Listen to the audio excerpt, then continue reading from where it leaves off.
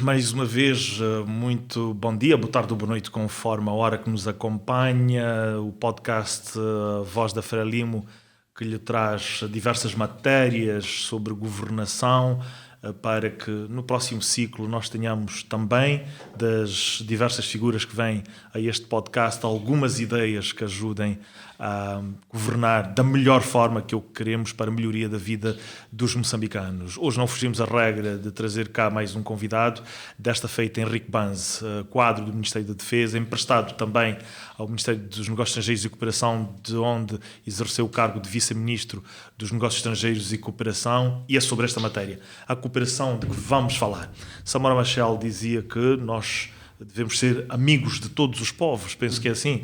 Depois poderá Banz dar-nos esta indicação muito concreta, e Moçambique sempre teve esta política de amizade com todos os povos. Obviamente que houve momentos difíceis, nomeadamente o da Guerra dos 16 anos, onde houveram diferentes com a África do Sul e com a antiga Rodésia, mas certamente conseguimos fazer sempre bons amigos um pouco por todo o mundo. Tal é o caso dos diversos países da Europa, dos Estados Unidos e não só.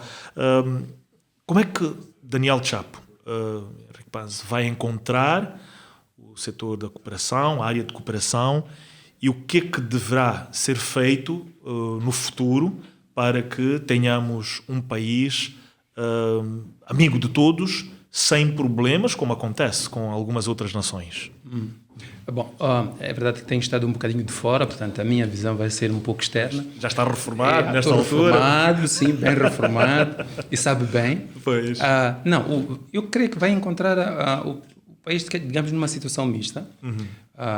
Primeiro, digamos, o Moçambique com um nome e prestígio levantado, por causa de estarmos no Conselho de Segurança nestes dois anos. Isto é muito bom, Sim. do ponto de vista de bom nome e reputação. Sim. E que é um desafio muito importante, que é uma pessoa conseguir manter os equilíbrios necessários e satisfazer os países, mas sem, contudo, fugir aos seus princípios que regem os seus Estados. Pois. Isto é por um lado. Mas também encontra o país num desafio muito grande, porque os países não podem viver sozinhos.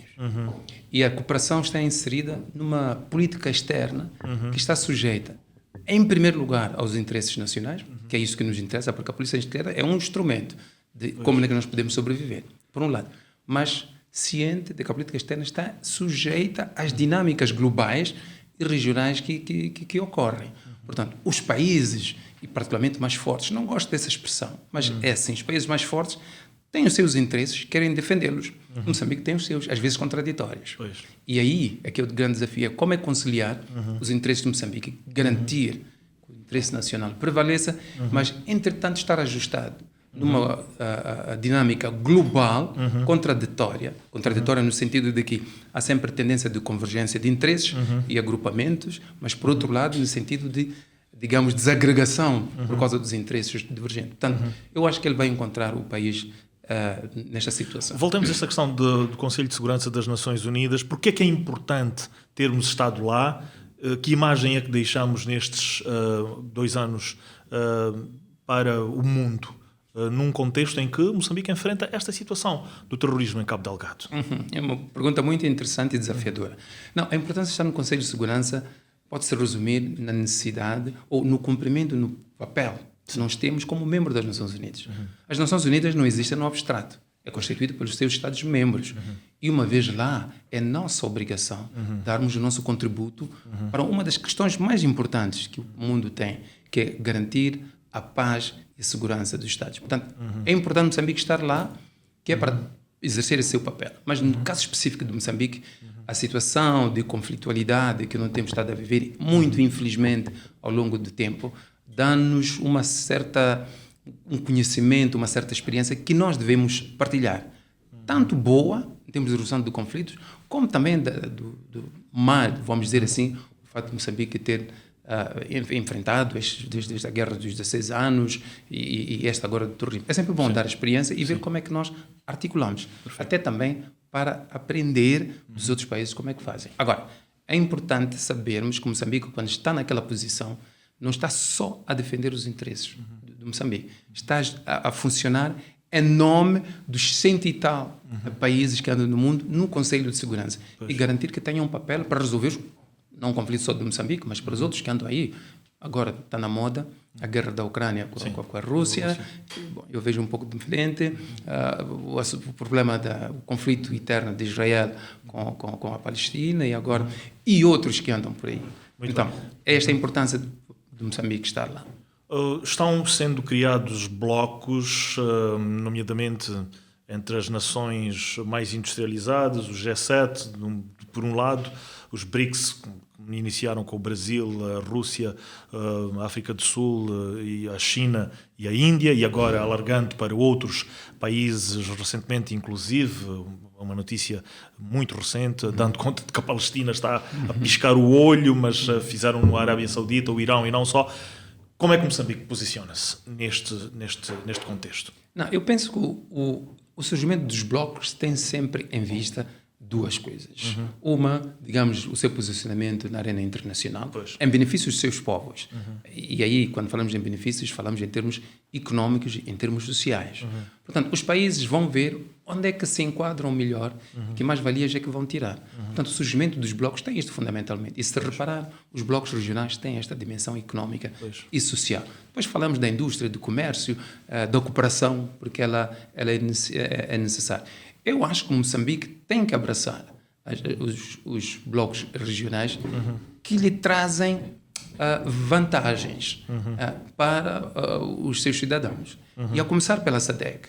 Não é por acaso. Moçambique, se olharmos para a Constituição, uma das coisas que se diz lá e noutra legislação pertinente é que a primazia que Moçambique dá ação a nível da região. Os BRICS é uma nova forma, porque os BRICS não se enquadram necessariamente nos grandes agrupamentos, nos grandes países industrializados, mas pode se enquadrar mais naquilo que é chamado Sul Global. Portanto, as pessoas que têm mais ou menos a mesma história, mais ou menos a mesma cultura, mais ou menos o mesmo tipo de desafios e que se podem, através de uma coisa que não se fala muito, mas que é muito importante, a cooperação Sul-Sul, que é muito importante, né?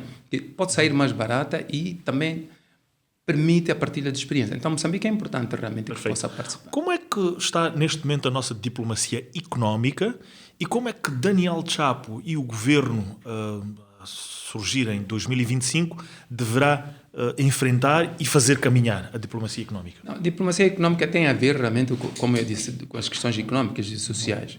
É importante que Moçambique seja um interlocutor válido e que faça valer. Por exemplo, hoje em dia, está-se a falar muito dos recursos minerais que nós temos, recursos naturais. É preciso que isso sirva de moeda ou de mecanismo para que Moçambique se possa valer na arena internacional. Não ser só... Eu ouvi ele a falar que é preciso transformar os produtos aqui, acrescentando valor. Isto é um passo muito importante. E garantir que os países venham negociar connosco. Não venham só dizer, olha, você é pobre, não pode fazer... Eles têm que ter a consciência de que vão ter com um país que sabe o que quer. E o Moçambique tem que fazer valer esta posição. E isso é importante. Ter também um aspecto importante. O bom nome e a capacidade de negociação, porque isto é uma das grandes nossas fraquezas, a capacidade de negociação. Não no sentido político, mas nos aspectos legais, na legislação. Sim. O que pressupõe uma formação massiva. Eu vou repetir isto. Uma formação massiva de quadros nas áreas específicas que nós trabalhamos. O nosso enfoque neste momento é na área dos hidrocarbonetos, mas temos que trabalhar também nas outras áreas, para não cairmos na a famosa doença como é que chama isso? A doença holandesa. Sim. Deixa de dizer, eles não gostam muito que a gente disse. Depois eu queria dar a volta ao assunto. Não gostam muito. Então, é preciso evitar que nós não possamos depender de uma única fonte económica.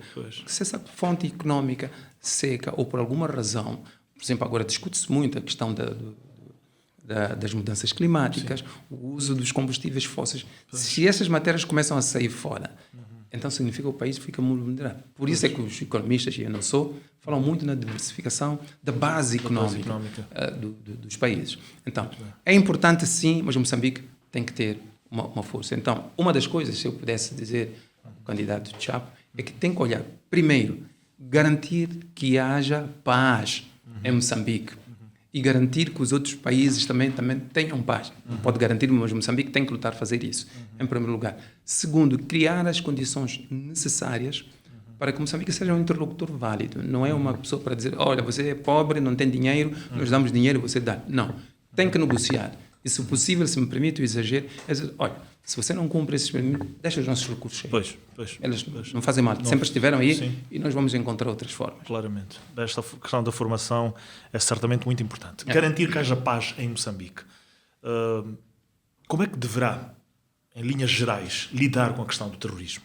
Para melhoria da imagem de que falou, no contexto internacional, pois investidores há que querem entrar em Moçambique, mas têm investidores, turistas e não só, mas têm esta percepção de estarem diante de um Estado que está em guerra, todo ele, de Rovuma ao Maputo, quando na verdade não acontece. Acontece naquele canto, mas que não deixa de ser importante. Como é que deverá lidar com esta questão? É uma sugestão, porque é muito difícil lidar com o terrorismo.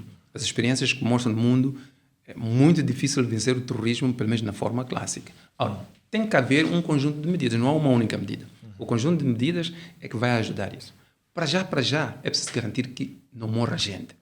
Então, a componente militar é muito importante. Ou seja, temos que preparar bem todas as nossas forças de defesa e segurança. Não estou a falar só das Forças Armadas. Todas as nossas forças de defesa devem estar preparadas. Logicamente que os militares é a frente principal.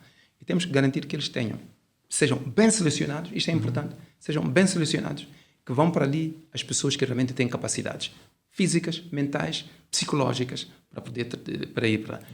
Vamos dizer que é discriminação, de certo modo, mas não vamos levar pessoas débeis, não se leva doentes também, também seria injusto para as pessoas. Então, uma seleção efetiva, de qualidade, um treinamento de qualidade e depois uma logística de qualidade e uma educação para a cidadania muito forte, que é para as pessoas não irem para as Forças Armadas porque não há emprego e tentar resolver lá. Ele tem que saber o que é que vai fazer lá e o que é que isso significa. E uma educação de cidadania aqui, deixa-me trazer uma deixa, que é a educação das forças de defesa e segurança em relação ao seu cidadão. Porque não se vence a guerra sem as populações do seu lado. Não se consegue. Pode vencer uma ou outra batalha, mas a guerra, no final, não vence. Portanto, essa é a componente militar. Agora, é preciso conjugar isso com as outras componentes. A componente económica e a componente social. E aí é preciso continuar a fazer os estudos especificamente sobre o terrorismo. Porque o que eu tenho lido, eu acho que ainda não chegamos necessariamente para saber quais são as causas, as principais do terrorismo. Acho que ainda não chegamos lá. Tem muitos estudos, umas para um lado, outras... A religião, os hidrocarbonetos, há tráfico disto e daquilo. Mas é bom que haja. Sim. É bom que haja e que haja diversidade de atores que estudem isso aí. Sim. Mas para mim, tenho lido, tenho ouvido, não só sobre Moçambique, outros, eu penso que o assunto de Cabo Delgado não é necessariamente um problema de pobreza, como muitas pessoas dizem. Claro. É um dos fatores que pode ser aproveitado. Sim. O assunto de Cabo Delgado também tem a ver com aquele grupo de pessoas, nossos internos e outros de fora, não concordarem com a forma de Estado que nós queremos realizar. Ora, em pleno século XXI, não se concebe outro tipo de Estados. Podemos manter a nossa cultura africana e moçambicana, mas a organização de Estado tem que ser essa. Não podemos ter uma sociedade que não está educada. Né? Não podemos ter uma sociedade que não sabe viver em comunhão. Não podemos ter uma sociedade que vive isolada. Não é possível isso. Setor já que não vem a participação do Ruanda e agora das forças, não só das forças do Estado, como as privadas ou a privada, nomeadamente a ISCO, e debates na sociedade têm sido feitos a propósito disso. Como é que um país minúsculo vem fazer a defesa de um país. Já referiu esta questão do preparo dos nossos militares. Eu iria também, eventualmente, colocar a questão da tecnologia. Hoje em dia, vê-se na guerra entre a Rússia e a Ucrânia a questão dos drones e não só, como também algum aumento do poderio militar. Mas como é que vê esta questão? E o que é que deverá ser a abordagem futura em relação ao relacionamento com as forças da região? Já tivemos a SAMIM, igualmente com estas, e o preparo das nossas. Como é que tudo isto deverá ser conjugado? Não, claramente que, dependendo, os que estudam as relações internacionais, a resolução de conflitos e particularmente as Forças Armadas estudam essas coisas. E é um capítulo muito importante que se estuda. Que tipo de ameaças é que nós temos? Então, as Forças Armadas são preparadas, Forças Armadas, Defesa e Segurança, digamos, o Serviço de Segurança, a parte da inteligência. É verdade que as Forças Armadas também têm o seu Serviço de Inteligência, a Polícia também. Então, primeiro é preciso estudar que tipo de ameaças é que nós temos. E nessa base, preparamos as nossas Forças Armadas. E, aliás, um aspecto muito importante, mas deixa aqui, as Forças Armadas não se preparam durante a guerra. Preparam-se em momentos de paz. Porque quando chega a guerra, já não há tempo para fazer muitas coisas. Então, tem que se preparar antes, em primeiro lugar.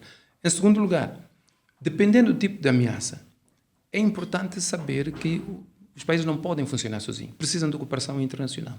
Agora, é preciso avaliar que tipo de cooperação internacional é que devemos dar. Se me perguntar a mim o que é que eu acho, em primeiro lugar, a ênfase tem que ser a nossa região, que é onde nós estamos inseridos, onde nós temos valências que podem completar as nossas eficiências, é onde, como eu me referi, durante a preparação à paz, fazemos os exercícios conjuntos. Os exercícios conjuntos não se fazem só pelo prazer.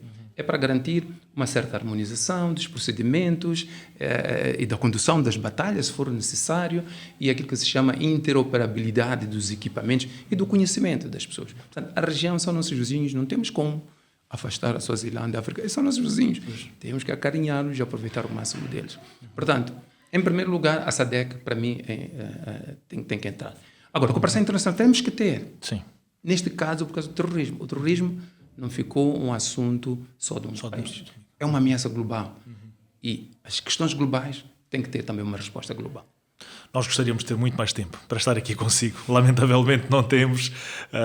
Queremos agradecer a vossa presença aqui, Henrique Banzi, que já foi Vice-Ministro dos Negócios Estrangeiros e Cooperação, e igualmente exerceu várias outras funções a nível do Estado, neste momento reformado, como diz, e muito bem reformado. Desejamos muito bom descanso, mas que não deixe de aconselhar a quem esteja no governo, pois teremos certamente de si alguém que poderá contribuir com todo o conhecimento que tem para que o país continue a trilhar por bons caminhos. Muito obrigado pela sua presença e até uma próxima ocasião. Muito obrigado e bom trabalho. Obrigado.